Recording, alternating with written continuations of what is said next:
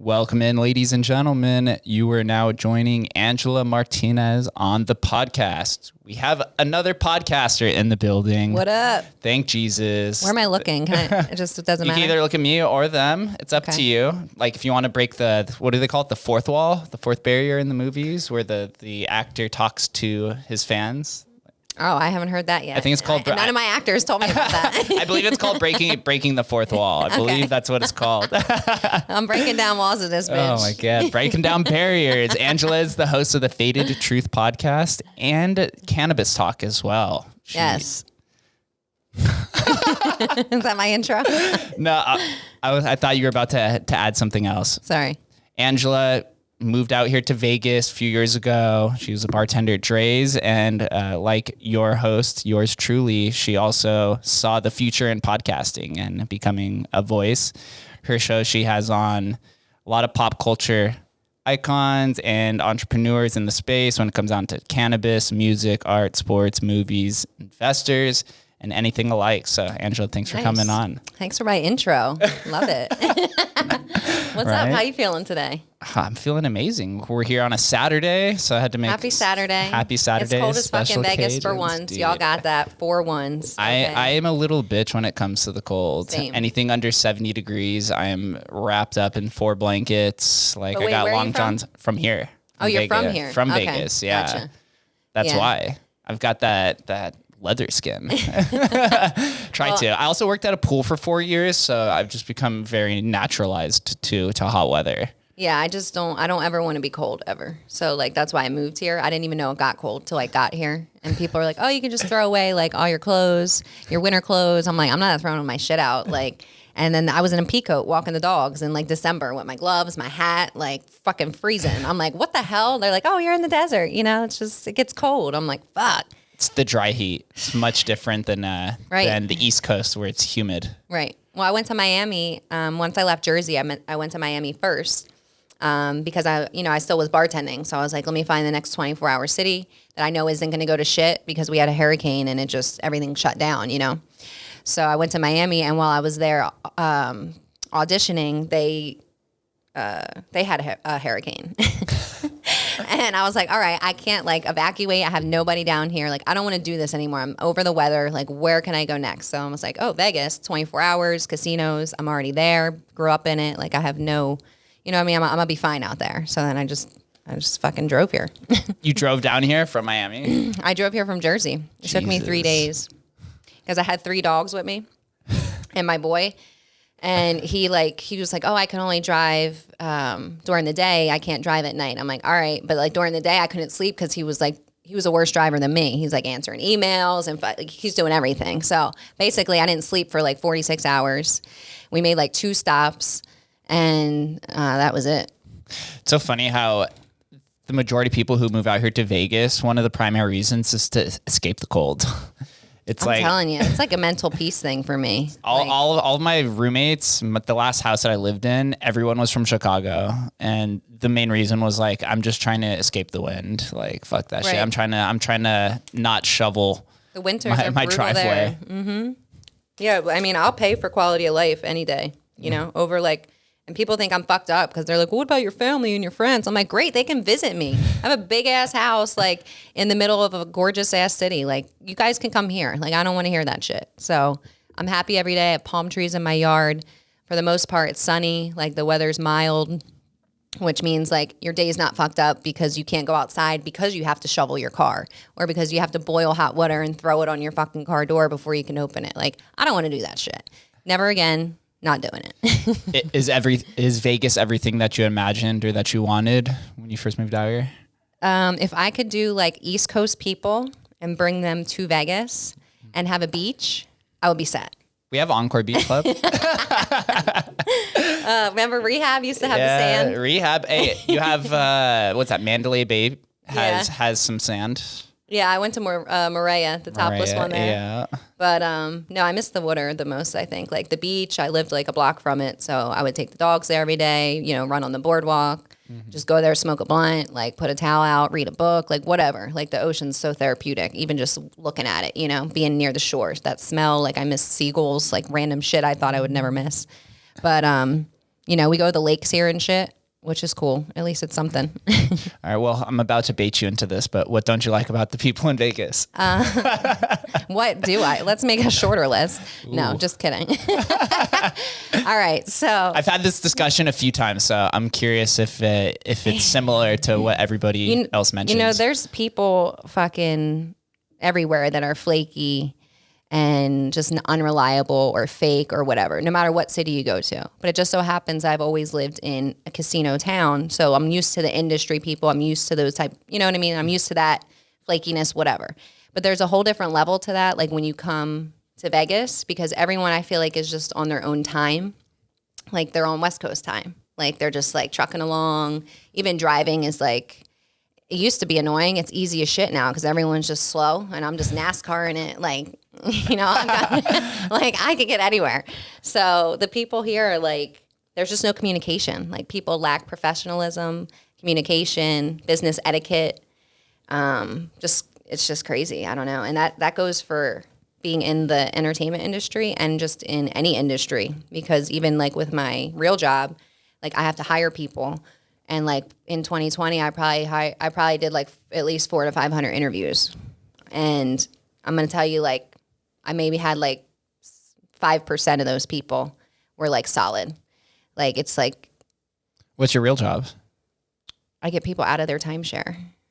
Out of their timeshare? Yes. So do you work for, what is that, Hilton Grand Vacations? No, so Hilton is the timeshare. Mm-hmm. So I would get people out of Hilton debt. So we do like a lot of different developers, but Hilton people are typically happy because like their service is great and they owe money, but they're like the happy ones. Like you don't want to call them. You want to call Holiday Inn, Wyndham, like fucking Diamonds, like people like that. But yeah, I basically just help old people get out of debt. They're like 80, 90 years old. They owe like $100,000 or more to timeshare that they don't use. So the transition to radio and podcasting was pretty easy since you're used to communicating with people in a certain specific manner, whether you have guests and you're trying to make them feel comfortable through your interview, or if you're trying to help these old people get out of debt and they probably are a bit cranky. They are, but they're the best ones, because I come in and I'm just like, look, Mr. and Mrs. Smith, like this is going to turn into $300,000. Your kids don't want it. You're going to be the worst parent ever. Like I just tell them like straight like it is. But it's like, honestly, I think being in the bartending industry is what helped me the most with like podcasting, because like, people are like, oh, you look so natural. Like you're just having fun. And I'm like, yeah, but I'm just like being me, like I'm just used to talking to people. I'm used to fucking making money because of my personality. Like that's how you make money in the service industry, in the real world. Also, Vegas service fucking sucks too. Vegas service? Well, hold up. Yeah. What part of the service? Bartenders in the nightlife are the worst. Like they're just the worst because they don't give a fuck because it's a revolving door. Yeah, all you're seeing is dollar signs on the customers. You're just trying to turn and burn the drinks as fast as possible. Or yeah, I don't know. The first time I came to Vegas, before I was even living here, I got ignored by every female, and the male bartender told me, "I'll start your tab for you because those girls are not going to serve you." Because I was like by myself, and like I don't know what the fuck they thought, but. I don't know. People are just weird out here. Like it's like they don't want to make money. I just did a rant on this on my. I just downloaded TikTok because I'm told I have to get on everything, right? And so I'm like, I go to get my smog checked, and you could pay your registration and get your smog done at the same time. So I'm like, boom, boom. I pull up, and there's this guy standing there talking to the smog guy, right? So I'm like waiting in line, thinking I'm waiting, and he's like, I'm like, oh hey, like. Before I could even say anything, he's like, I haven't eaten yet. I didn't even take my lunch break, so I'm going to go on my lunch break. This is what this guy says to me at the smog plant. I'm like, I will run you over with my car. Like, what the fuck? Who gives a fuck? I don't give a fuck about your food. Like, people don't care. Like, it's like, and I think with COVID, everyone's just that, like, the audacity is so much higher. So I try to keep my jersey in, but it's hard. There is a sense of entitlement in the city. I think it's just because of how Vegas is viewed. It's like this magical place. I like to call it adult Disneyland. Like there's so many different options, but the similarities between Disneyland and Vegas are pretty great. Just like Disneyland and in Vegas, you wait in line for hours. it's very expensive. And then once you get into the place, you're like, why did I even come here in the first place?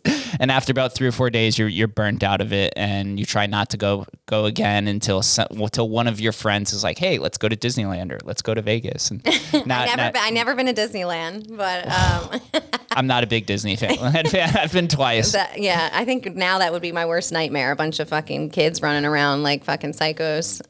But I would just be at the bar.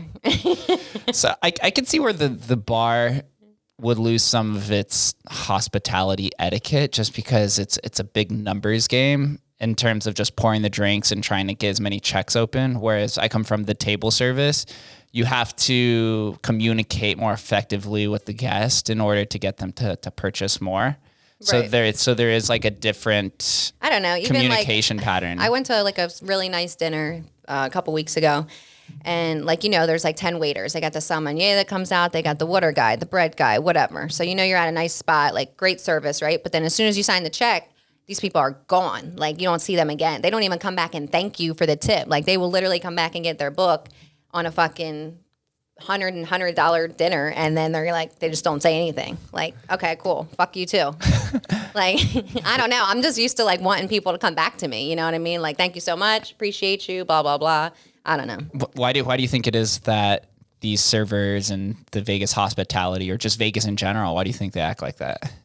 Like you said, it's like entitlement. I mean, you're working in the biggest mecca of entertainment in the fucking country, and then your money just got taken away from you for a whole year, So like going out now, it's like some people might be grateful to go back to work, and then some people might just be like, whatever, I'm here, And that's how I was feeling in the end of my bartending, because I was bartending for like 12 years, and I'm like, it wasn't just like working at Drai's, it was like just working in general. Like I was just like, I don't want to be on this side anymore. Like I want to be the customer. Because it was getting to where I'm like, I can't hold my tongue, which I never had to do in Jersey, but in Vegas, I definitely have to do, because it's more corporate and everything like that, So I was just getting to the point where I was like, I'm not going to lose my job because somebody like took me out of my character in my own job. Obviously, I shouldn't be in this position if I can't handle it anymore. So I was like, I need to find something to do. So I got out of it, and then like 2 months later is when I thought about the starting the podcast, and then COVID hit. So. Yeah, you saw ahead of the curve. Yeah. I guess when you've been in the industry for so long, I was in there for about 10 years, and I enjoyed the job, but working nights was just putting a hurt on my body, just like the insomnia that's attached to it, that just waking up every few hours just made me a naturally grumpy person at times. And like you would have to supplement that with excessive amount of caffeine, or some people take Adderall or, do drugs to supplement I drank with a that. bang. I drank a full bang, like right before shift at Drai's, and like I thought the paramedics were gonna have to come. I couldn't even see my screen. It was like fucking like white lights and shit, because it's like like 4 cups of coffee in that or something. And I had only like ever taken a sip, so I was like, I chugged the whole can, and I couldn't even see. It was crazy. And my heart was like, I thought my heart was going to come out my chest. Like, and these are the things you do, because I had just worked the pool, I was just working Red Rock pool. So I would always just do doubles. So like my life consists of typically working 7 days a week, 2 to 3 jobs, my entire life. And maybe like 3 to 4 doubles a week to work that, you know what I mean? So that's why I was like, I was always a grinder. And when I moved here, I was like, I have to like put all my energy into something else, because I'll be grinding forever, and I'm still not going to be where I want to be, because I don't want to fucking do this. I don't want to be up at 5 a.m. and then go back to work at 7. Like, I want to chill, I want to work for myself. So that's when I decided, like, let me just see if I can, talk shit for a living. See what happens. And so once you migrated over to talking with these 2 different shows, did you feel a newfound sense of energy or passion, that the energy is now channeled through creativity rather than physical labor? Oh, I love it. It's like when you hear people like talk about their passion and like that they found their passion, I used to look at them like, yeah, whatever, shut the fuck up. Like, cool, good for you, man. Like, but that's because I was like a negative person growing up, and like not negative as in like everyone still wants to be around me, but internally, like I was not facing things that I need to face. So it caused me to be like hardened, right? And in Jersey, like we don't have creative people around you unless you like go up to New York or something like that. But where I was, it's like you have the degenerate industry people, and then you have fucking the bums, and that's it. Like, you don't have anybody around you that's like uplifting you or doing shit that you would never see. So when I moved to Vegas, and then when I started this, like, I didn't even realize like the type of people I was going to meet. So I start meeting all these like creatives, you know, and then before I didn't even know what a creative was. So I'm meeting these actors and actresses and like singers, rappers, and they're just so like happy with what they're doing.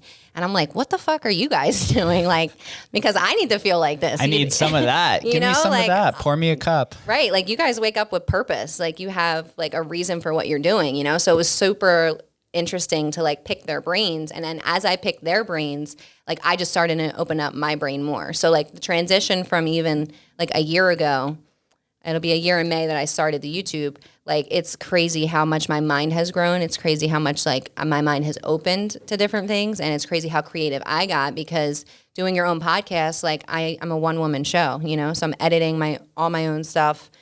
Everything is going through my eyes. So it's like, I didn't know I could do this shit. Like, if you told me 2 years ago I was going to be doing 8 hours on an edit for a video, I'd be like, yeah, whatever. You're out your mind. Yeah, I'm the same exact way. The thing when it comes to creatives, and this is one benefit of Vegas, is that it cuts down the gatekeepers to some of these high net worth individuals or creatives that are kind of gated with their paparazzi or their managers or whatever. And you get to be put in front of them and actually communicate with them. Did you have these experiences as well? Can you say that again? She's like, what? I have zoned. One of the benefits of Vegas is that it cuts out the gatekeepers to some of these high net worth individuals and some of these creatives, right? So like, if, for example, I'm just going to throw a random name out there, Mark Cuban, right? It'd be tough to just talk to him directly because he has a manager and an agent and the paparazzi around him. But in Vegas, if you're serving them, whether you're a bartender or a busser like myself, you have direct. Oh, you're talking about if I'm in the industry. In the industry, yeah, you have direct conversation with them, and so you could pick their brain, and that's kind of going along the lines where you were able to realize what these creatives were doing and how they acted because you were in front of them. Yeah, because I never really served like a lot of celebrities, I have to say. Like, there's no, you know, not a lot of celebrities come to Atlantic City. And when at Drai's, everyone's like, oh, did you serve like Lil Wayne and like Big Sean? I'm like, no, they don't fucking come to the bar. Like, they're chilling in the fucking VIP booth and the DJ, you know? Like, I don't even see them. So I haven't ever really like served, you know, big people, you know, just being around, as far as being in the industry. But it is cool how I will DM these people like to get interviews, and it's like people that you would never think answer you just answer you off a DM. You know, that's how I get half my interviews, is I just fucking message them, hey, what's up? Congrats on what you're doing. I would love to have you on the show to talk about this, this, and that. You know, thanks for your consideration. Boom. And I've only gotten rejected once out of all of the DMs I've sent. Some aren't opened, but that's not a rejection. Because you know it's in that message request with the 700 other people they don't follow. So I've if literally, they see it one day, boom. I've literally said the same exact thing on here. I was like, my acceptance rate is probably like 80 to 90%. And before I started the podcast, I thought it would be much lower. I thought most people just say, no, fuck off. But as long as they see it, so you always have to create like some sort of like interesting headline where it's like Vegas podcast opportunity with emojis, or like you need to open this with exclamation points. I always or something. think, because like, you know, when you see in your messages, you only see like that's what I'm talking about. You need to be very creative. Right. I'm like, what can I put that's not like too much of clickbait? Eggplant emojis. You have to be creative, but that's the fun part about it, right? Is like you're exerting your intelligence and your creativity in a way to benefit both of you, right? So when you have somebody on a podcast, you're sharing their credibility, right? So this conversation, I'm sharing your credibility, you're sharing mine, and then you get to use that down the road. And like we were talking in the coffee shop before this, it's kind of like a social hierarchy where you have somebody on your show and then it ends up being 2 or 3 guests from later down the road that end up coming on your show from that one guest, or somebody sees that guest and they watch that video and they're like messaging you like, oh dude, I'm good friends with Lil Wayne. Like, you should have these people on there as well, or even myself, as long as they're not like a SoundCloud rapper or something. Yeah, I mean, you never know. That's why I always tell people to share it and like promote it when I do their interview, because I've gotten so many interviews just off people sharing, and then they hit me like, you know, hey, how do we connect? Blah, blah, blah, you know? So you never know who's watching, which is like the one thing I learned. You just never know. So just keep doing your thing, because like we were talking about before too, the journey is like, it's a lot, you know, and you think it's going to be quick or something. Like, I have no patience. So I go into things like, this is what I need to do. Boom, boom, boom. Cool. Like, we got it. We do it. Now what? You know, but it's like, no, this is a journey. You have to just relax. You have to just continue to like keep your head up and do what you're supposed to be doing on a daily basis to grind towards those goals.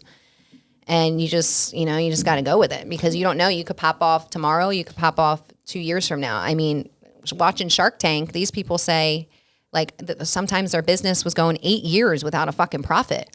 You know what I mean? Before they even did anything, and now they're millionaires. I'm like, I don't know if I got that in me, you know? Like, 8 years. The episode before you, I literally just had somebody on who was on Shark Tank.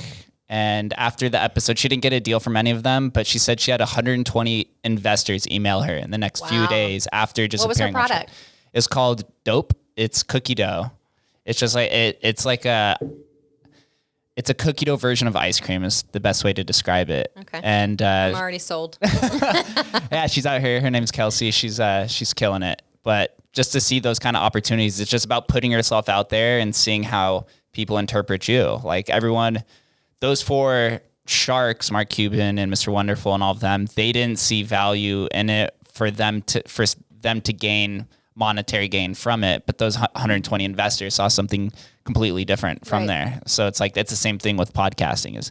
You never know who's you're not going to please everybody. I don't know. That's just what it is. But don't try to. Like, fuck it. Like, because you're doing it for you anyway.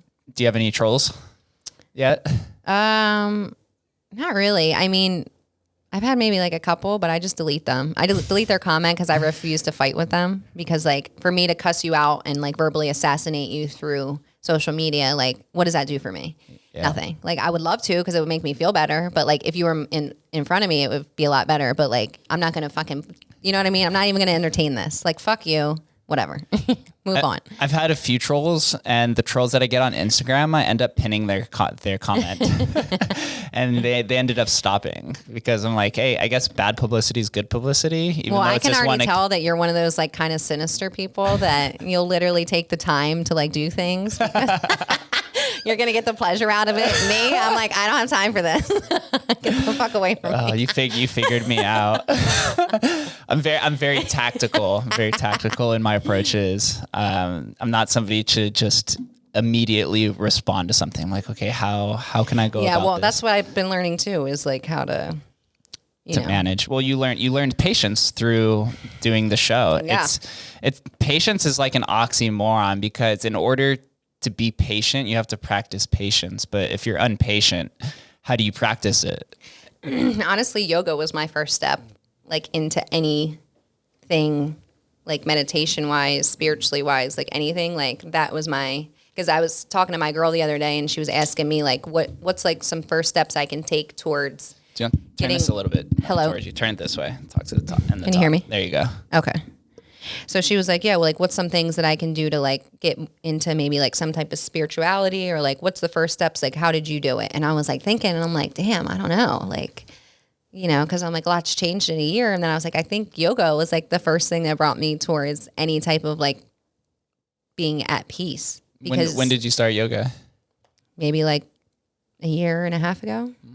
I never did it I did hot yoga like once in Jersey, but that was because we were in competition, and like I had to, and it was horrible. I hated it.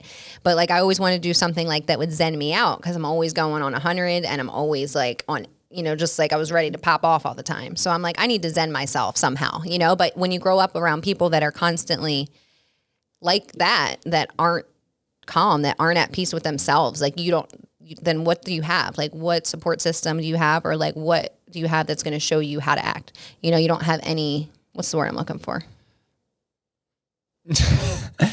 Any patience? You don't have any... The person that shows you how to do it? The person... Like a role model. You don't have a mentor. Like a mentor. You don't have an model, example. Yeah. Example. That's the word. You don't have an example. We're both missing here. What kind of podcasters are we? So that really kind of brought me to like start grounding myself and learning how to. Because in the beginning, everyone's like humming and almond, and I'm like, oh, we are in a cult. I got to get out of here right now. Where's the door? Like, I got to go. But then I started like just kind of accepting it. And then I think that was like the first step of me even learning patience, because you literally have to shut your mind down. You learn how to do that, you know? It's tough. It's really tough. And especially when you're in the hospitality industry, everything's go, go, go. Like we were talking about being a bartender. It's about just like turning and burning as many drinks as possible. And you're not really present as much because you're kind of foreseeing like your next 5 or 10 steps. So you never really are actually in the moment. Whereas like podcasting, we're literally in the moment. You have to we're not present when we're like working when you're working. Yeah. That's, I always used to say that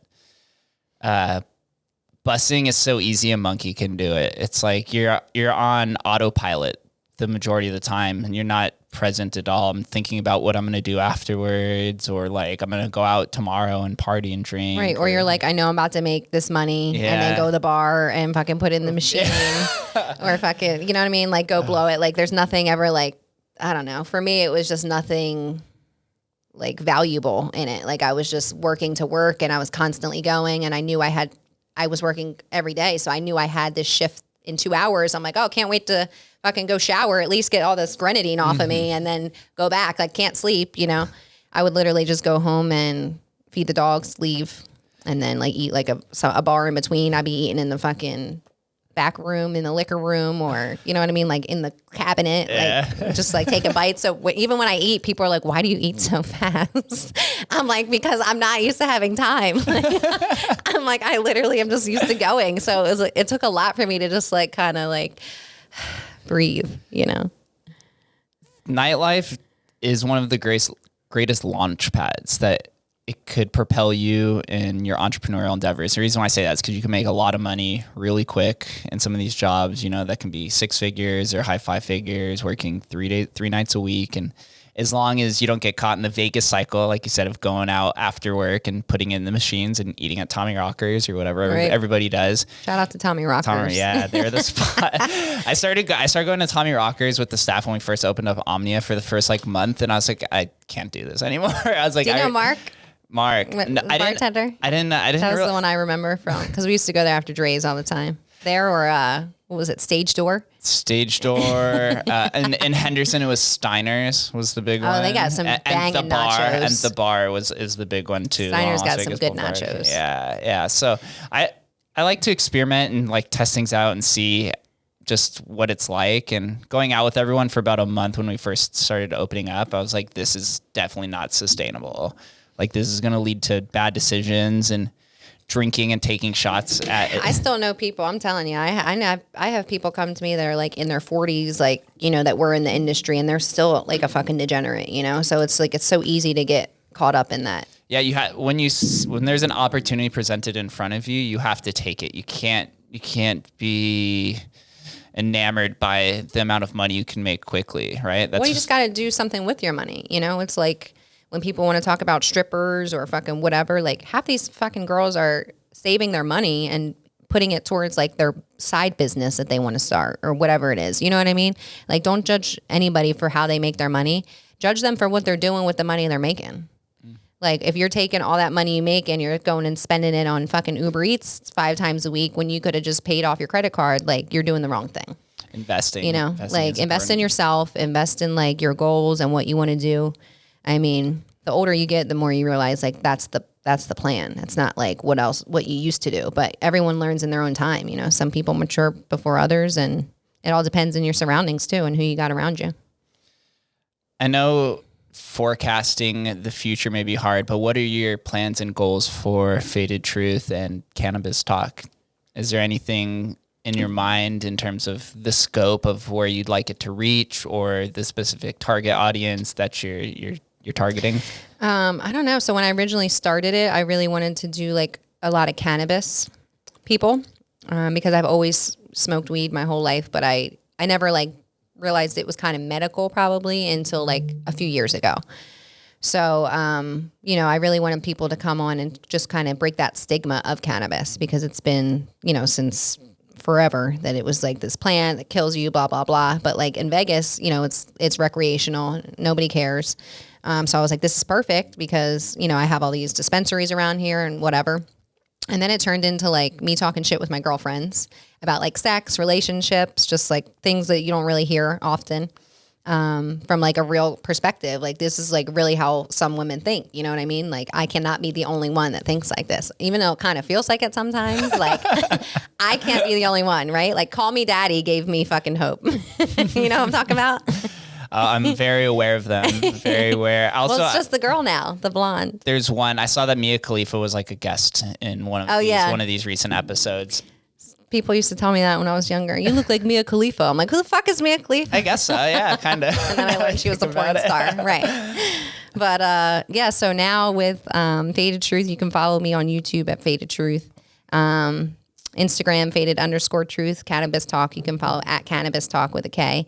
But fadedTRUTH, I mean, we're just continuing to put content out. I mean, I'm trying to do like more little videos now, like I was telling you, to get more content, because YouTube's algorithm is so hard to break. So, getting monetized on YouTube and fucking having that constant view and the subscribers, like it's hard. Like people think it might be easy, but that's because you probably did like some random viral video that, like you're shaking your ass or like something out, like TNA is the easiest way to go viral. It's like, right. So it's so hard to grow with like originality and just being genuine, and that's the thing. Like, I feel like I'm trying to build a brand in the wrong era, if that makes sense. Like, I feel like I should have started building this like 10 years ago. You know what I mean? We all feel that though. It's like, it's a common, there's like a common phrase we use in the Bitcoin world where it's like the best day to buy a Bitcoin was yesterday. The next best day is today.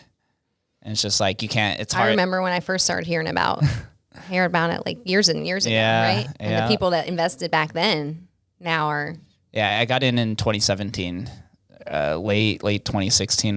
When the first time I heard about it, but I've never had such strongest conviction as I have when it comes to cryptocurrency. When I first discovered it, I was like, this is 100% the future. Yeah, that's what I was going to say. So you think we're just going to have what, like no cash, no credit card, just crypto? In the future, no, it'll be supplemental to how we see finances, but with things like Ethereum on top of that, where it's like smart contracts and you can basically cut out every single middleman who's nickel and dimed us.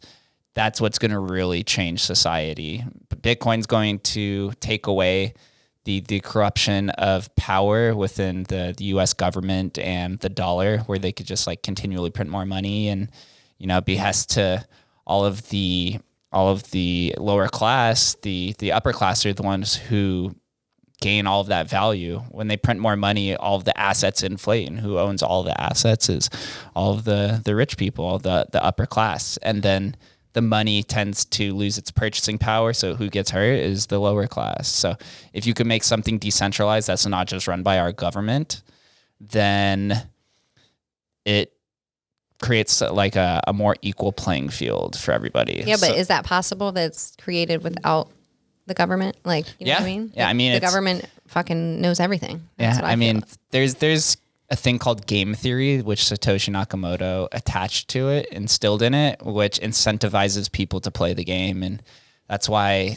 the US government hasn't shut it down, because if they shut it down, then the US government's losing out on the potential value accrual if they play the game. Whereas like, you don't want to miss out on a $1 trillion dollar market cap of a technology while everybody else is playing.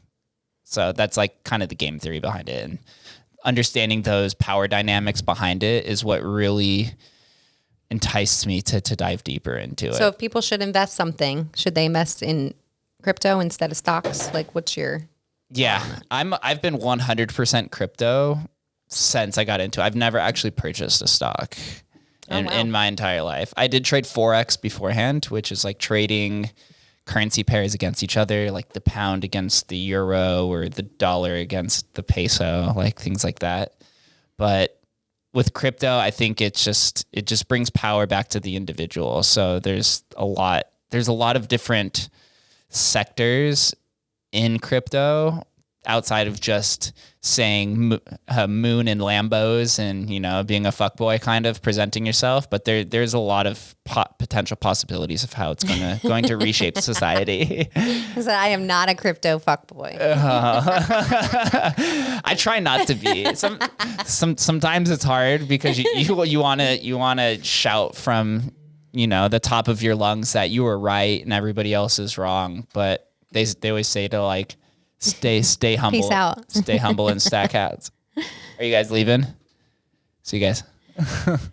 So congratulations on your in the magazine. Thank you. Las Vegas Thank you. Entrepreneurs. What number were you? 6. Yes. 6. You were in it too, right? You were Number 9. Hey, we're like flip. 6'9". Let's go. We're 6'9". Takashi, let's go.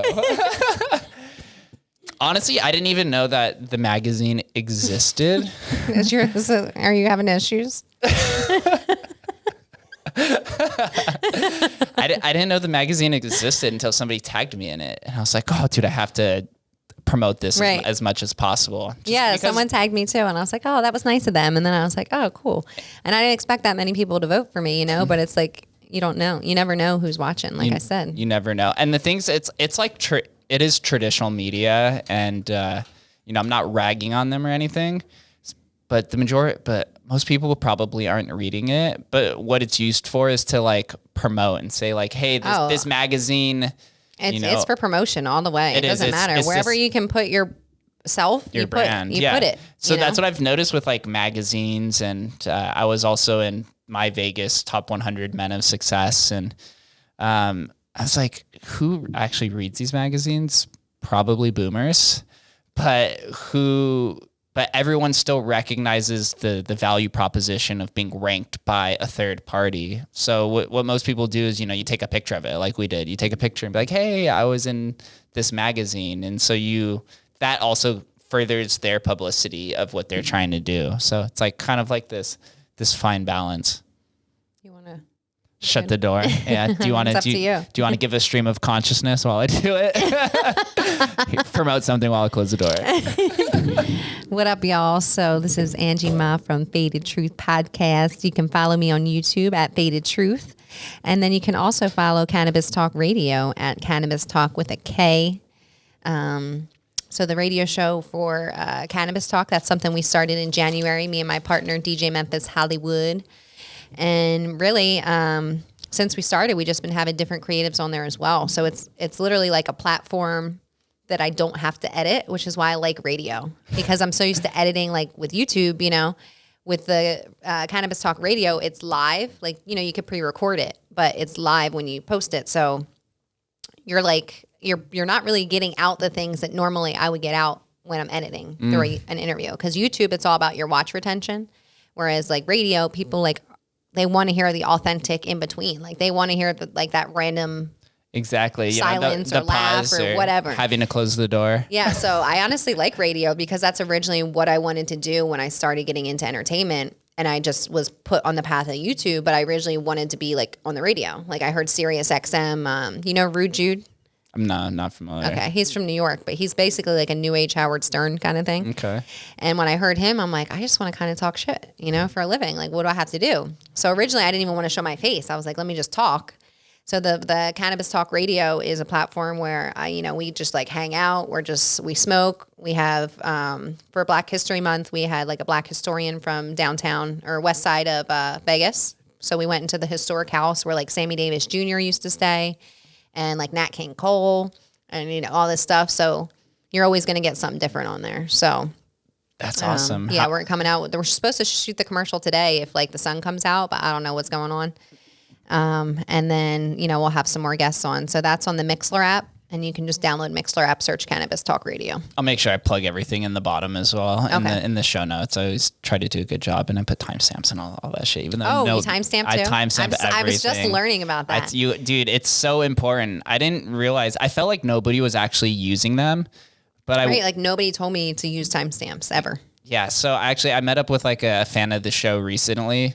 And he was telling me, he's like, thank you for putting timestamps in the show. He's like, they're so clutch because some people just like to skip ahead, right? Right. I wish Joe Rogan did timestamps because then I could skip through the show. But even with long form conversations like we're having here, a lot of them that I listen to, I just skip into a certain part because there's so many like subtopics within the overall conversation that it's like you don't actually have to be tuned into everything. Right. Yeah. And that's what I was thinking. If I can like jump people to like the different questions that I have, you know, this one's about the sports, this one's about the, you know, acting, or, you know what I mean? Like, because a lot of these YouTube, creatives have a lot. Yeah. YouTube, it allows chapter notes as well. So it shows up actually on the video itself, like where the red bar is at the bottom of the video. There'll be little like cuts, and then people could actually click through instead of having to scroll down at the bottom. YouTube just installed that. Yeah. No one told me about it. I mean, I had my channel analyzed as well. And like, basically they told me like things I need to work on, you know, and no, that was not brought up at all. So they just installed it. But that's the thing with like being a solopreneur. It's like no one tells you anything. You just have to figure it out. It's you're like, I could have been doing this for so long. Like I'd have 4,000 followers. I just literally realized like I found a new subscribe button to add in the fucking videos in the bottom corner. And I'm like, why did no one tell me? Well, not the watermark, like a different one. I didn't want the watermark because typically my logo is in the bottom right. So that's why I didn't want it in there. But now I could put it in there, no problem. But like, you know, I used to have this like PNG that was like not even like, it was like a see-through subscribe. It was horrible. If you go back to like my first video I did during quarantine, right? And then I got into this like other bubble one that I thought was cool. And then now I finally found one that like is like you add it in and then it goes click, you know. So wow. Right. And then it goes away. So it's not just sitting there, you know? And I'm like, why did no one tell me about these things? And I'm like, well, because I never think to Google, because everything that you think you want to learn, you can literally Google and learn yourself. Right. And with me, I've always been like such a like boom, boom, boom. Like we have a plan. We're going to do this. Like we're writing it down, blah, blah, blah. But I never thought like, I don't have like the common sense to be like, I don't know how to solve this problem. Let me Google it and figure it out myself. I always like hit somebody up that was helping me like, oh, emergency. I can't finish this edit until you tell me how to crop this picture. I need you to come over and show me physically as soon as possible. 911. I cannot post this until you tell me how to fix this. So now I've been learning to just like do it yourself, you know, just like figure it out and then. Yeah, it's such a mentality shift once you move over into the creative economy instead of this, you know, 3D world of hospitality. Yep. It's a completely different mindset. You're fighting for people's attention, and there's so many nuanced ways to go about it in all of these different platforms and the way that you present yourself and speaking patterns. Someone's blowing you the hell up. It's fucking G. I've been like staring at him in my notifications since he's been sitting here with his stories and his fucking, so now he's sending me videos. I'm like, bro, you had to leave. He's still sending videos in the elevator. Shout out, G. Got a lovely guy. Funny. But yeah, so you're fighting for attention resources, which is different. How do you grab people's attention? As a woman creator, it's a little bit easier. You can like grab people with your looks. I think that's the benefit. Harder. You think it's harder? I think it's harder because people don't take women seriously, you know? So it's like a lot of people are going to watch an interview of something important, I think, if it's a guy and a guy talking. And that's just my perception as a female and from like doing my little research and looking around the industry and whatever. Because most people think like women can't have like these intellectual conversations, or we can't have, you know, these deep things because women are portrayed in a different manner in life. Like we're always looked at as, and it's Women History Month, so shout out to that. Shout out. But yeah, you don't really realize how like women are kind of put second. So a lot of people want, you know, if you did like a poll, they're probably going to watch, if you want to talk about like the watch time, they're going to watch the man-on-man interview. They might click on the girl, but they're going to be like, oh, she's not talking about anything. You know what I mean? And like leave. And that's how I feel. That's how I feel like the world kind of perceives women. So I think as a woman in the entertainment industry, especially in podcasting, by myself, like I don't have a group, you know, a lot of these women have like 2-3 friends with them and they're doing their shows together. You know what I mean? It's just me. And like, then I'm just bringing different people on. So it's been a journey. I don't know.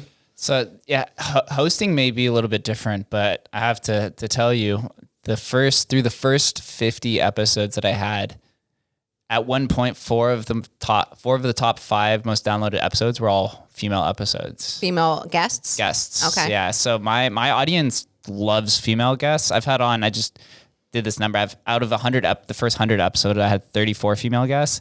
And I was like, this is me actively trying to get female guests on the show that are entrepreneurs, because I believe when you look like you were saying, when you look around in podcasts and radio shows, female guests is like a very underserved market. Yeah. It's predominantly just men talking to men. Mm-hmm. And in Vegas, there's a shit ton of women entrepreneurs. It's Right. like, I mean, I've only lived in Vegas, but from what I've gathered from other people, like this town is probably one of the better female entrepreneur towns.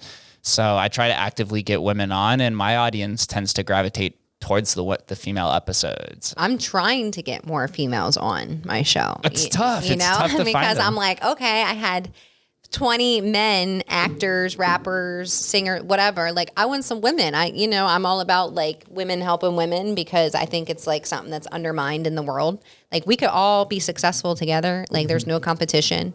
And when you get older, you realize like it's not a competition. Like, everyone, the quicker you start helping people, the quicker like your life's going to change. Yeah, collaboration over competition. Right. And like we can all add benefit in some way. So I've only had like, I feel like I've had a minimal amount of women on the show now that I'm thinking about it. Do you think they're intimidated when you reach out to them? I know sometimes it can be intimidating for a woman to reach out to a woman based off of different maybe, ideals. but I've had the few women reach out to me, and be like, hey, I got this going on. Like, what can we do?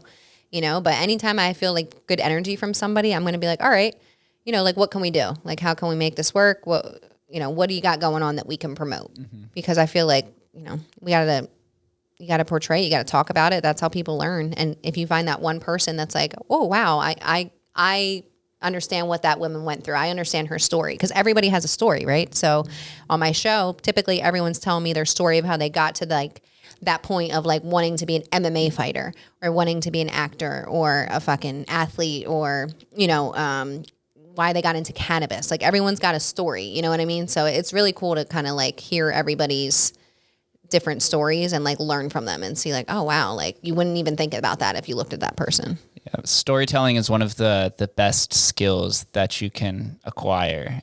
That's when it comes to comedians, all of the popular comedians are all storytellers. They tell the best stories. Yeah. A lot of the best politicians, when they go and speak in public, it's some sort of story that starts with, how they grew up, or they relate it to some personal story of something that's happened. Like, people are obsessed with stories, and that's a similar ideal that I had when I'm creating this show, which was for Vegas entrepreneurs. Is entrepreneurs, we all have this drive that we want to create value for society, and we want to help everyone along the way. But the journey is so different compared to everybody.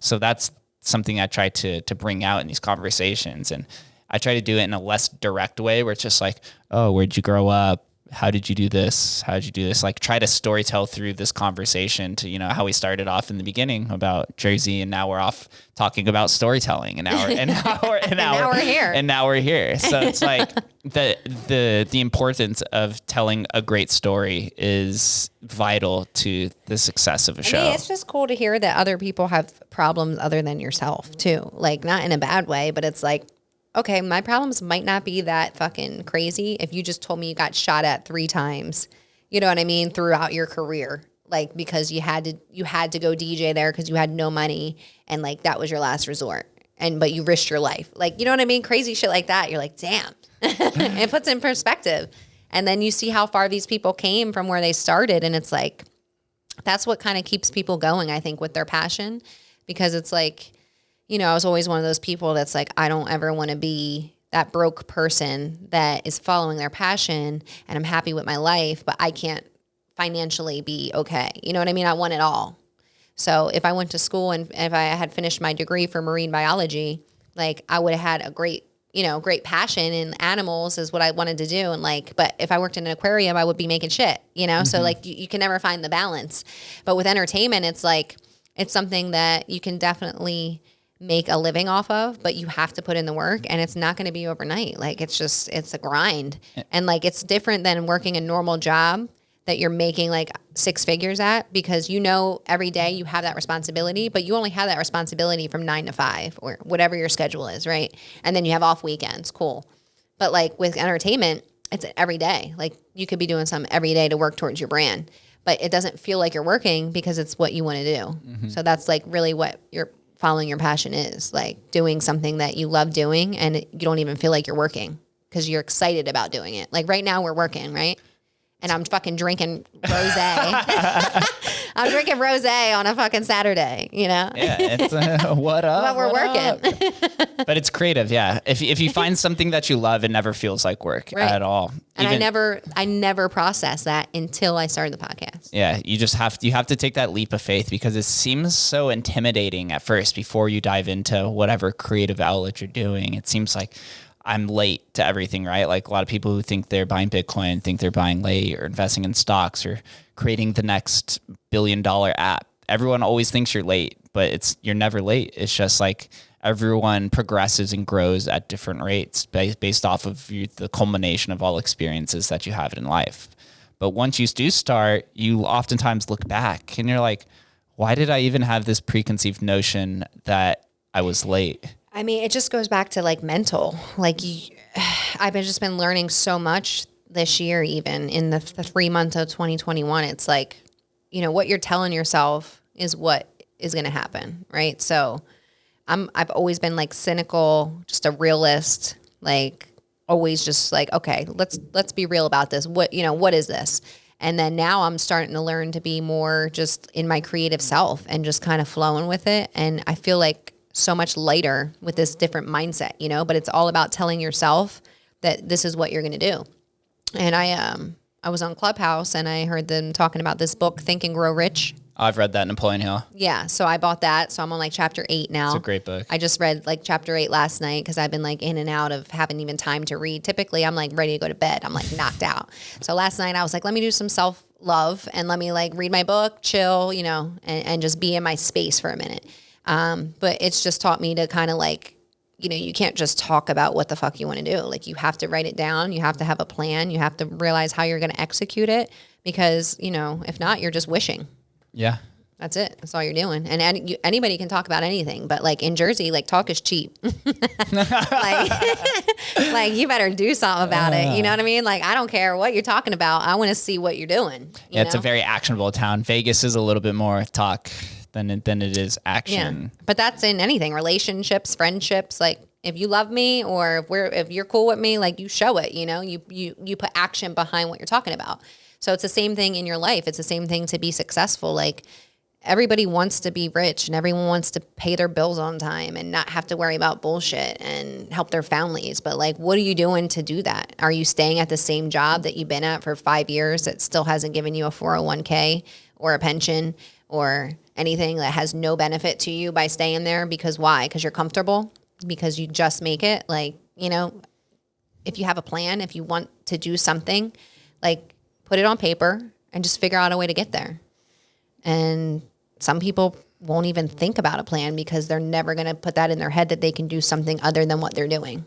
And so that's why like getting into this whole podcast is just such a big transformation, like emotionally, spiritually, just like it's crazy. I have empathy now for people, like, you know what I mean? Mm-hmm. It's just like, it's crazy. It's crazy how much you can change in a year. But from when I was 30 to now that I'm 31 and be 32 this year, like it's exponential. Like, yes. The change and the transition. And I owe it all to, you know, starting this journey and starting this podcast, because if not, I would have been stuck like everyone else in quarantine in the industry, not knowing how I was going to make money, just hoping unemployment around would pay me. Right. You know what I mean? So, I mean, whoever has a dream, just fucking go for it, man. What do you got to lose? You don't know if you're going to wake up tomorrow. It doesn't matter. You have no idea. Like, just do what makes you happy. And reach out to that person you've always wanted to talk to. Right. The worst thing they could say is no, and then you just move on to the next. If you got to get through some traumas with people, if you have to talk about things, if you need to talk about your parents, your siblings, kids, whatever, do it. Do it today. Talk about it. Put it out in the air. You're going to feel like 10 times better, you know? Yeah, 2020 taught me more about myself than any other year combined. It is an exponential return, like you said. And there's a quote that I said probably 40 times on this podcast so far, but I'm going to say it again because you're here and because you also embrace this exact philosophy. But 2020 was the best year to rebrand yourself. Like as the world was shut down and society was panicking on whether we would survive coronavirus or was the world going to end, those who channeled in their inner self and focused on what they wanted to do and how they wanted to rebuild are thriving right now. That's the majority of the guests that I have on the show, and probably the majority of guests that you've had on your show are people who worked on themselves and cut out all of the noise of what was happening in the political space and the financial world and their bosses and their families and said, okay, I'm going to build now and I'm going to have a bright future. And it's turned out best for so many different people. Yeah. And for you, exactly. I mean, I just had a great year. It was 2020 vision for me. Hey. You know, I never believed in like spirituality. I never believed in like anything being wrong with me. I was just like, oh, this is me. Like you accept it or you don't. I don't give a fuck, you know? And now I'm like, wow, there's a reason that I am this way. It's not just because I'm from Jersey. Contrary to popular belief, you know, there's certain things that you have to work on with yourself. And like, once you start working on those things, like more opportunities come to you. And what I've realized is like, as I started healing myself, I've had like so many people around me come to me with their problems and like things that they need to get off their chest, but it's like they just feel like I'm the one. And my whole life it's been like that, but I never recognized it as like what it was. I was just like, why are these fucking people telling me their problems, you know? And now I'm just like, I realized that what I'm supposed to be doing is helping these people that are coming to me and talking to me about certain things. Like I'm supposed to be guiding them and helping them because if I had somebody help me when I was younger, I might be in a whole different position. Granted, I wouldn't have the podcast probably, so everything happens for a reason, you know? Even when you think, why is this happening to me? Like, it's all part of the plan somehow, and you're going to get over it. You're going to get through it.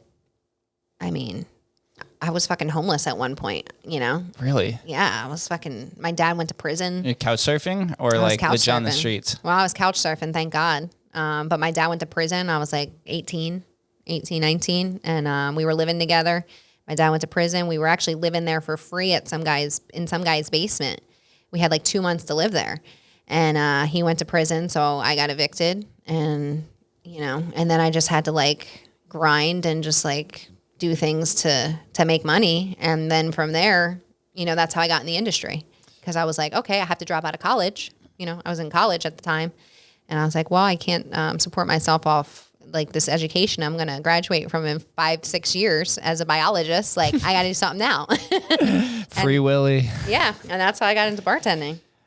I feel like humbled beginnings are like a superpower because I also come from humbled beginnings because your back is against the wall and you learn how to be very resourceful with what's around you, you know, whether it's sleeping on a couch and learning how to schedule your life out or just not having a lot of money and learning how to reach out to friends around you. Like these kind of like, we'll call them tough starts is what propels a lot of these millionaires forward. 2/3 of the millionaires on this planet all started as or are all self-made individuals, right? And all come from different beginnings, but a lot of them are like rags to riches stories, which is it's beautiful. It's because it gives the world hope. Because like not everyone's a white picket fence, you know. Yeah. And I think more nowadays, it's like I think it's cooler to tell your story. Whereas when I was growing up, like you don't want to tell people your story. Like you're embarrassed to talk about it. You know what I mean? And then the podcast, like it's been really just like a great experience of kind of letting those things out that you never talk about because you're just in the moment, you're chilling, you know, and that's why I named it fadedTRUTH because I'm like, you know, I'm always talking some real shit. I'm always talking about something that's, you know, a lot of people might not ever hear. And I'm like, what can I name this? And I'm like, well, faded, you know, like I'm always high, you know, so I'm like fadedTRUTH. And then it just came together and like that's where the name came from. But you know, when you're watching my show that it's always something real, like we're always talking about real shit, whether it's, you know, relationships, sex, music, you know, cannabis, like whatever it is, it's just like authentic, you know, and that's why I made the platform because I wanted to show people like what authenticity is because in the world we live in, there's like not a lot of that. So tough. it's really, like I said, again, it's really hard to build a genuine brand in the world that's looking for like the next trend. It doesn't want to take the time to listen to something that's really going to educate their brain and like maybe change their mindset, you know? And voice dominated platforms is the most authentic, I think, content or distribution. Let me rephrase this. Podcasting is the most authentic medium that you can be on, right? Because the people who are listening to this exact podcast, we've been in their ear now for about an hour. And what up? So what up, Mama? We made it. So they've deemed us as something of value. What the words that are coming out of our mouth, and right, like the fact that y'all are listening to this means that you want to hear what we're talking about. So like I appreciate it. And there's no glimmer or glam, whereas on TV, everyone is dressed up in these, you know, these very glamorized forms of themselves, whether it's through their fashion or through their makeup or their backdrop or anything like that. So like we were saying earlier, like how did we look a year ago? Yeah. And I'm on camera, like my hair is just in a clip. Like I didn't give a fuck. I'm in like some pajamas in quarantine. I'm like, whatever, let's just start this. But it's really cool to see the growth. Like once you look back, the growth is crazy. It's editing, everything. It's cringeworthy at first, but you're like, all right. I know. I'd be like, should I make this unlisted? Yeah, I'm gonna hold my breath while I watch it. But it's cool. It's cool to see like how many people, when they discover your platform, go back to those first few episodes, because those first few episodes for me have a ton of downloads. So it shows. So you have 100. You've had 100 guests so far. So you'll be number 104, 105. So you've had 105 people in here. So I first moved into here was around episode 25-ish. Oh, wow. Yeah. So you've had 100 different people on your show in a year, less than a year. Mm-hmm. Good job. Yeah, we've been doing 2 per week, generally 3 per week. Yeah, almost April 14th was episode 0. Nice. So I think mine's like May 3rd is. But we're on the same track, same exact path, same ideals. It's That's crazy that we started like literally almost the same time. Do you know when the pandemic first started, podcasting equipment was sold out on Amazon? That's why I said I started it like the year I started like thinking about it during Christmas, and I ordered everything, and then the pandemic happened like 3 months later. So that whole time I was setting up my room, because I had this empty room in my house. I was sitting there for 2 years, and I'm like, what can I make this room into? And then I was like, when I started the podcast, I'm like, I can make this a podcast room. So I literally made my podcast room from scratch. You know, like bought the furniture, bought the paintings, and just kind of put something together.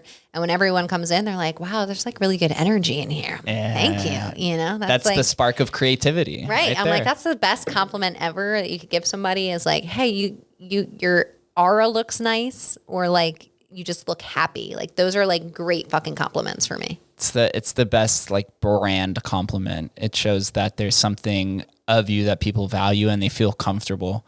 Something for my show is, again, trying to get women on the show. I'm like, I'm just this random guy inviting you into my apartment to come have a conversation. Right. So it's like there's definitely like a security risk at a point. Where, but to know that like a lot of the women that have come on said, I feel very comfortable, and they come down here, and they don't have to bring armed guards and weapons and stuff like that. Well, I was going to ask you, like, how do you feel bringing all these people into your home? I'm super comfortable about it. Do people ever show up with like multiple people though? Yeah. I think the most guests I've had is, I had a guest on here and he brought 5 people with him. And they're just chilling over there, hanging out. I'm like, I wish I had a bigger apartment so you guys could like. See me, I'm like, you can't pull up. G knows. I'd be like, you can't pull up with all these people in my house. Like, I'm a female. I personally, I don't mind if that makes you feel comfortable. If you want them there, I don't know if you've had this same experience, but a lot of the guests kind of treat it as almost like a TV appearance. Do you ever like have your guest post something on their social media and then all the comments underneath is like, oh my God, congratulations, congrats for being on the podcast? Like, you ever go through a story? No, like, so if you have a guest that comes on, right, and you give them the content and they post it on like their Facebook or their Instagram, and you ever go in the comments and people are like telling them congratulations for like being on a podcast. So the society is beginning to treat podcasts like this as like the next TV appearance. Like, well, that's why we're saying you need to share that shit. Okay, if you come on the show, you need to share that shit. It's you, for God's sake. Like, and we send you the content. It's literally, you have to do nothing. all you have to do is put it on your post. page. If you don't want to share it, don't come on the show. Because everyone that has reached out to me, that, you know, they want to promote their brand. Like, that's why they're doing this, because they want to promote it. You know, like me being on here is promotion for myself, you know, so I'm going to share it and people are going to listen because they fuck with me, you know? So that's the goal. That's the goal. It's just networking. Entertainment is just networking in general. It is. There's we were talking about this in the coffee shop, but there's actually a ton of groundwork that you have to lay when having a podcast, right? Like, podcasts it's digital. Everyone's consuming this through Apple Podcasts or Spotify or YouTube. But you have to go out and have dinners with people, or you have to go out to actual networking events to try to meet people and kind of put yourself out there. So there's a lot of like off air work that you have to put in. That's right. not. And that goes back to the daily grind. So say today we're not shooting. Well, we might be going to an event because we might get one subscriber off that event. You know, it's crazy. And you never know what that one subscriber could lead to. Right. You never know who you can meet. You never know who you can network with. So, and that's why it's hard, because now that I'm in my 30s, I'm like, I'm tired. I don't want to go out till 5 a.m. with you fucking degenerates and fucking do this shit. You know, like, I'm just over it. But, you know, if I was back home, it would be easy because I would have all my friends here, but I'm literally across the country from everybody. You know, and I have a good circle out here, I have to say. So shout out to y'all. Shout out to like friends, family, whoever's listening, my followers, my subscribers. I love you. New merch dropping soon. Hey.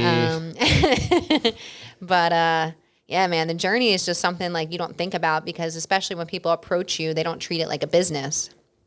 So like we were saying, like, you know, people want to come and promote their brand, but at what expense? Like, do they know how to approach you, or are they going to just DM you like, let me get on that podcast? Like, you know what I mean? Like, I can't tell you how many of those I delete. I just delete it.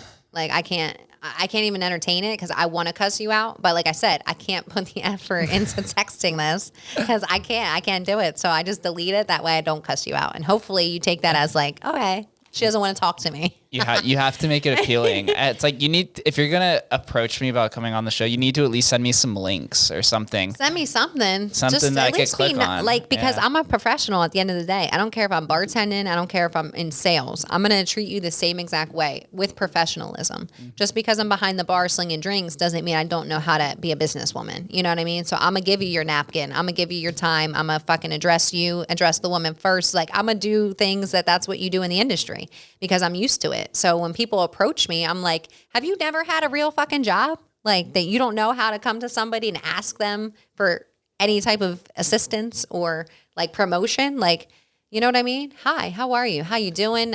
How's your day? Great. This is me. This is what I can offer. This is what I bring to the table. This is why you should take hours and hours to edit my interview and put it on your platform that is literally open to however many billion people that are on YouTube or however many billion people that are on Apple Podcasts. You know what I mean? Like, this is why you should take the time to do it. People don't think like that. They don't think we're running a business. They think we're just doing this for fun. Like, oh yeah, sure. We just have fucking $1,000 cameras hanging around and with spotlights because we want to do this for fun. No, this is a business. Treat it as a business. So when you approach these people and you want to get on their show, you know, talk to them. Like, be just genuine about it. Don't just be throwing out these spams. Do some research. Right. DYOR. Do your own research. The worst is, and I'm not like saying this is a bad thing. It's just like, it's an awkward situation where somebody they'll put you in a group text as a referral without like notifying you that they're going to put you in a group text. So like, for example, I made this joke on Twitter the other day. I'm like, the proper referral etiquette is to notify both parties that you're going to put us in a group text and as a referral, rather than spontaneously doing it and linking me in a group with Aunt Sally's nail clipping business who has no information online that I cannot research. What are you the referral for though? Like, to get on the show, like as a guest. So so they group chat and then. So like this happens actually quite often, that somebody who's either a fan of the show or was a guest, they'll create a group text and be like, hey, Jake, meet Aunt Sally she runs Aunt Sally's nail clipping business. And it's just like they didn't tell me beforehand. Oh, they automatically start a group chat for you to have somebody on the show? Yeah. Oh, no. So this happens. No. It's happened like Management 101. Quite often. G6 would not have that. No, he knows. No, you ain't not catching me out the woodwork. No, yeah. Shout out to G, man. He's a very genuine guy. People love him. He's actually one of the biggest surprises that I've had. He messaged me. I had no idea who he was. Same. And I'm like, who do you know? Yeah, came on the podcast and like blew me away with the conversation. I was like, wow, this is amazing. And then he obviously has connects and very genuine and down to earth and very supportive. So, and like he's on the journey. He just helps people help people. Yeah. So he's like, wherever I can place you, you know, and it works. Cool. So yeah, shout out to you, G6. Yeah. We need more. We need more of you guys. So tell me, what do you think life has in store for you over the next year? You're just going to continue doubling down on these 2 shows? Are there any other endeavors or ideas that you'd like to pursue? I've been getting a lot of fucking like hosting positions, like where people are like, oh, you want to come host my party? You know, and for me, I'm still in my bubble where I'm like, leave me alone. Right? I'm like, I'm not even like where I need to be yet. Like, I don't want to, who knows who fadedTRUTH is yet, you know? Like, I'm looking at it the wrong way. Whereas, like, if I host this party, I could be promoting myself. But in my mind, I'm like, I hate having, like, I still get stage fright as a podcaster. Like, is that weird? No, I don't think it's weird. Maybe it's because if you get butterflies, like stomach butterflies, I think it's because you just feel a lot of passion towards whatever you're doing, and you don't want to fuck up. But I've had like public speaking issues since like college, to where like I'm like doing the 10-minute thing in 2 minutes. I don't think that nervousness ever goes away, to be honest. You know, so like I'm like, I don't want to stand up in front of this whole group and like talk to them, and you have to put yourself out there. Right? And it's like a fear thing I think I have to get through. So I had like 3 people ask me in the next couple months to host parties, and I'm like, perfect, because I can get the brand out there, you know, and do those things. So this year really is like 2021 is, the goal is, you know, YouTube, get them subscribers up. The goal is to get Cannabis Talk going, because that's going to be a whole separate outlet for, and it's hard to kind of like balance both, because you have to pick like which one do you want to put more effort into, right? So I'm like, this is what I've been working on for a year, but like this other opportunity we could easily kind of like bump up. And it's less work for you. Right. And I don't have to edit fucking for 8 hours to put it on video. I'm just talking, you know? So it's like, you have to pick your priorities and what you want to do. So at this point, I mean, fadedTRUTH is number 1. We're, I say we're, like, it's me and my personalities, I guess. But I'm dropping new merch for Easter, hopefully. Okay. I'm still working out the graphic designs and stuff. It's a lot, because I'm not a clothing line, right? So my first round, I just did like my logo, and I did some beanies, and they did really well. But now I just did I had a whole photo shoot planned out for the new merch. So I'm hoping it prints well. That way I can sell it.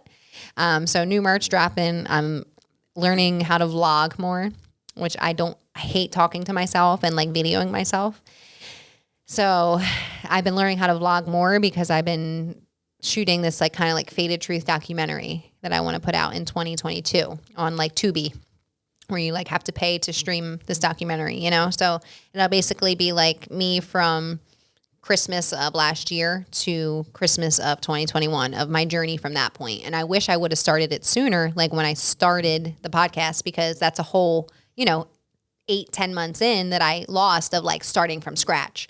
But you're going to see the journey, because it's like so many opportunities have come to me. Like when I started the podcast, I never thought like somebody else is going to ask me to be on their podcast. Like that didn't run through my mind. You know what I mean? I didn't realize how it works, and how like people are like really genuinely want to talk to you. I'm like, oh, I'm just going to start this for myself, whatever, see what happens. And then like, I'm just learning so much new things about it. I'm like, damn, like it could really turn into something, but it just takes work. I mean, you don't realize in the beginning when you start, you're like, you don't realize that you're working for yourself. It's a steep uphill battle in the beginning. I feel like I'm just doing legs every single day. Oh, that is a perfect Stairmaster forever. I need some of those burritos on the show. Oh man. Well, maybe we'll have to do a food challenge. We should if do we could one. spark out. Yeah. I'm also trying to go down your route where I'm trying to extend the brand that's not just podcasting. So I've been doing that now for about a year, same as you. And I understand that once the audience becomes familiarized with you, they want to see more of you. They want to see you in different situations that Right. not just on a mic. Like, talking. how would you act like in the kitchen of, Yeah. I'm down, let's eat. Hey, I have Derek coming on next week, so I'll definitely get some insight into some I'll of ask him what places we should go, and we should just go and do the food challenges. Like, not even have the people there, but we should just like go do the food challenges at those places. You know how Yeah. they like eat? Can you eat this in an hour? Like on the boardwalk in Jersey, it was like Three Brothers, I think it was called, on the boardwalk, and they would have like a huge pie, and you had to finish it within an hour. If you finished it within the hour, you got free pizza for a year. Oh my God. When by the time you're done with that, you're like, can you just take it? Right? You're like, I never want to see pizza again. I never want to see it. But it comes down to collaboration, and it goes back to the same theme of, in this traditional societal model, collaboration wasn't favored, because if you're fighting over monetary resource, right? If you're owning like a brick and mortar store, you're fighting for those consumers to come into your store and spend their money there. But when you're on the internet, when two personalities collab, you're combining both audiences, and therefore you each gain each other's subscribers, and you're familiarizing each audience with one another. So it's like, it's a net positive gain to do these kind of things. Yeah. It's just being creative to find out what it is. I just realized like people are going to watch what they want to watch anyway and listen to what they want to. So you're going to gain your own fan base. And I was kind of like, in the beginning, I was kind of worried, like, am I going to reach the right people? Like, what's their perception of me going to be? And like, now it's like, I don't give a fuck. Like, this is me, like anything I do is genuine. And that's, I think, why people like me, is because it's like, I don't sugarcoat anything, and I don't fake anything. Like, I can't fake things. Otherwise I would have been rich like 15 years ago. Okay. I would have had a sugar daddy. You're perfect city for it. Right. I would have been fucking loaded. I would have had everything I wanted, and I probably had my own side business or something. But like, that's not something I want to do. So I had to go the route of like, okay, how are you going to work for yourself? Or how are you going to do it? And not everyone's born with that mentality. Like, I'm blessed to be born with like the survival mentality. So I'm glad. It's so crazy, because when I was little, I wished for a picket fence, but like now I'm looking back and I'm like, where would I have been? I might have had a college degree and been, like doing something cool. Like, I don't know. Banging your head against the wall. Right. And then being like, my parents being in debt, but like, I didn't have that privilege. Like, we grew up struggling a lot. So looking back, it's like, I wouldn't be here if I didn't have that journey. You know what I mean? I wouldn't even had this mentality. I wouldn't have been able to do things on my own. I wouldn't even been able to start this business on my own. So everything happens for a reason. Just enjoy the journey. Make sure you're not like speeding through it. Be present, be mindful, be grateful, be humble, and just like, continue on your path. And when you have that mentality, you're not going to even like let these people in your bubble that aren't supposed to be around you. You know what I mean? They're not even able to touch you because of the way that you present yourself and the way that you feel about yourself. That's a mic drop right there, ladies and gentlemen. Just saying. One final question for you. Yeah. What does Las Vegas mean to you? What does it mean? Yeah, I ask this question to everybody. Okay. That's always the outro, to see what your personal interpretation is of the city. What does it mean to me? Honestly, it just means like a home away from home. Because I still call home, but when I'm there for a week, I'm ready to come back, because there's nothing going on. Like, I can understand if you grew up in LA and you're like used to being around all these like things happening. But now that I have this going, I had a job opportunity during Christmas to go home and open up a new company doing the same sales that I'm doing now. Great fucking offer. Literally could pay off any debt I have, be comfortable within like 6 months, right? And my mind was like, it was probably the most stressful situation I've had in years of struggle, because I always chased money my whole life. Like I would talk about, we work 2-3 jobs our whole life, going. We don't have any break.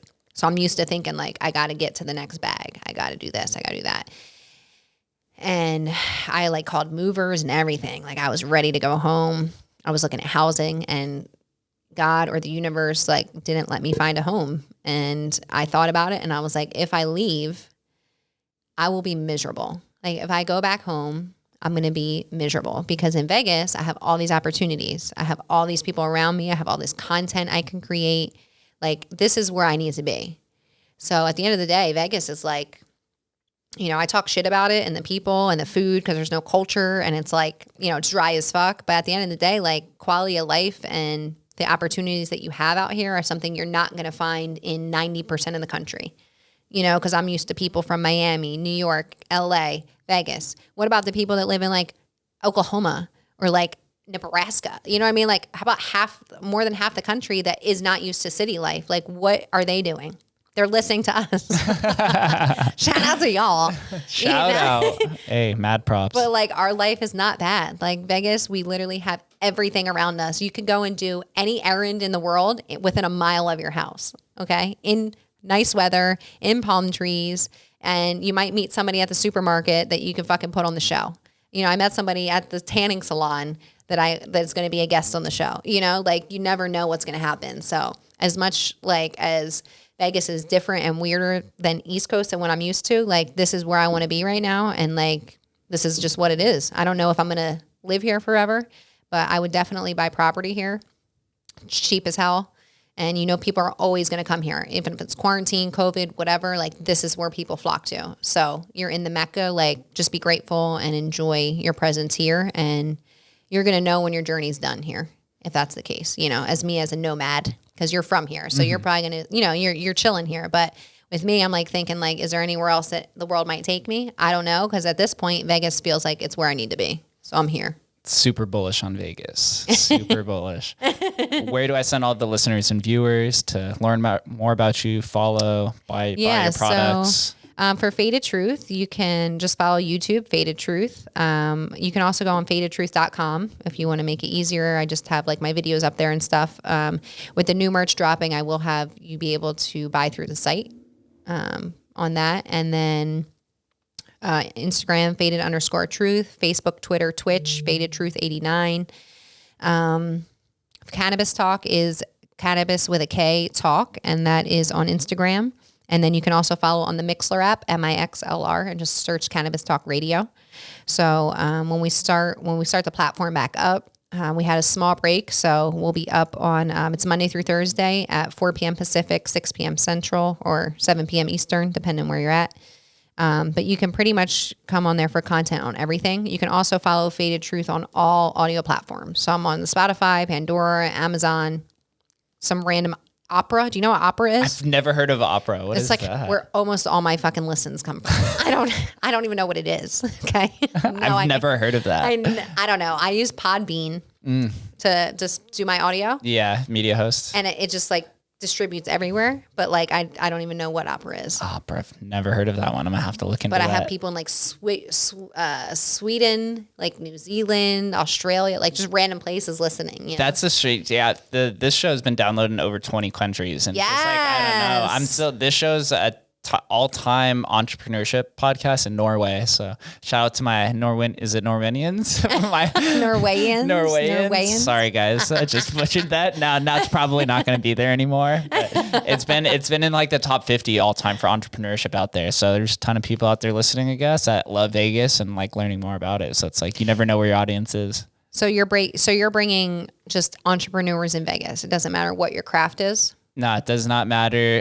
It also extends to creators. I've had politicians on here, just people who are trying to provide value to either Vegas or their life, or just really cool, interesting people. There's been like some sports people, MMA people. So it really just extends. I just like talking to people who want to do better in their life, and they're going out against the grain and taking a leap of faith to double down on themselves. That's something that I really admire. It's something that you've done, and a lot of the people on there, which makes you part of that 1% that is going out there. And it's crazy because now that I'm in the creative space, I feel like it's like way higher than 1%, right, of the world. I feel like everyone now that I talk to has something to offer or something that they're doing. Whereas before, it's like I knew 0 people with this mentality. Yeah. So it's like cocaine, right? I never tried cocaine. Oh, well, good for you. Good for you. I just did.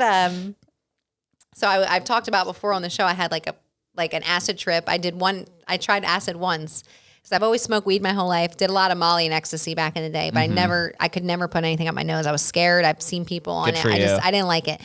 So I tried acid like last year with my girls when they came to visit, and it was not for me. Like I was just like more geeked out than anything. Like I didn't like the feeling. So my weed guy, shout out to the plug, he gave me mushroom chocolates, and they were like in micro doses. Okay. So the normal dose is like a gram maybe, but you're taking like 0.3. Yeah, microdosing. Right. Yeah, that's popular. Right. And a lot of my friends do it for like health benefits. They're like, oh, I microdose before I go to work. And I'm like, what do you mean? You're not seeing things? Like it's not Alice in Wonderland. Like yeah. They're like, no, I feel like it helps with my pain or whatever. So same thing when I'm promoting like plants over pills, like the whole cannabis movement and how kids are getting these pills for like ADD and, Xanax, Adderall, Ritalin, all these crazy things for their ailments. And it's like, you could be giving them maybe something else like a plant or even, how do you say it? Psilocybin. Okay. So, I did the mushroom chocolates like last week by myself. I just like took them by myself. Adventurer. I was just chilling. Like that is the drug for me. It's amazing. It is amazing. Like I was chilling. I had no fear. Like acid, I was like, I didn't want to look in the mirror. I was like freaked out because people were telling me I'm going to see my veins. And like, I was like, I can't even brush my teeth. I'm like looking down and shit. And when I took the mushrooms, I was like, I don't know, man. Maybe because I just been getting more into my spirituality. I was just chilling with my diffuser, my salt lamp, my music.